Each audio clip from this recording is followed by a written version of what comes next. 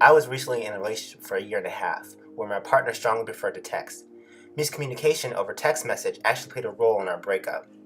He was a teacher, which meant many of my text messages would go unanswered during the day. However, the lack of response was only a minor issue. Our date night was Friday night. Whenever he would ask me what I wanted to do, I felt pressure to come up with options, and often came up with many bad options. In general, I find myself responding before thinking carefully when it comes to emails and text messages. When I asked him what he wanted to do, he would usually respond, "I don't care." I assumed that he was irritated by my question, but hearing him say it, I understood he was more laid back than me. I love using emoticons because I find they clarify how I'm feeling. However, many times he would use an emoticon that I didn't understand, or understand how he meant it. I even found myself using emoticons deceptively. I would use a smiley to divert a situation or to soften the blow of a harsh statement. Before we broke up, I texted him that I was crying.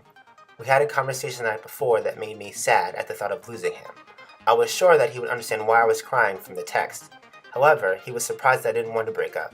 He thought my text meant that I was crying because I was unhappy with him. My experience is not unique. The tone of emails is misunderstood 50% of the time, and 84% of texters believe that their messages can be misunderstood by a date.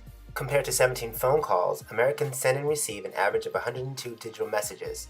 This means 7 emails and 76 texts are misunderstood. Those most affected by digital miscommunication are couples 18 to 29, particularly new couples, couples who don't live together, long-distance relationships, and couples with different work and travel schedules. Right now, there are only 2 digital platforms for intimate communication. Emails and text messages are static and don't use all the factors of design.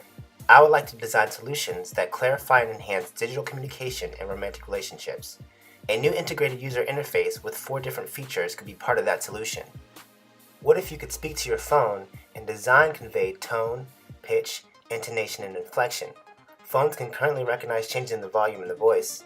Design could also clarify mood by conveying nonverbal cues. Phones can currently recognize faces and facial movement. Emoticons would become more sophisticated and candid through a new visual system. There are 2 kinds of messages, transactional and emotional. Transactional messages are succinct, whereas emotional messages are more dynamic.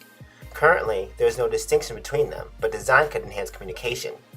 Looking at social media, Twitter, which is more abbreviated, and Facebook, which gives more depth, a new user interface could provide the same dynamism for partners. Personality and writing style not only affect how we communicate, but also how we react to messages. Phones only have one look for emails and text messages. But what if design allowed partners to better engage with each other by letting them customize their messages and assign meaning to different attributes?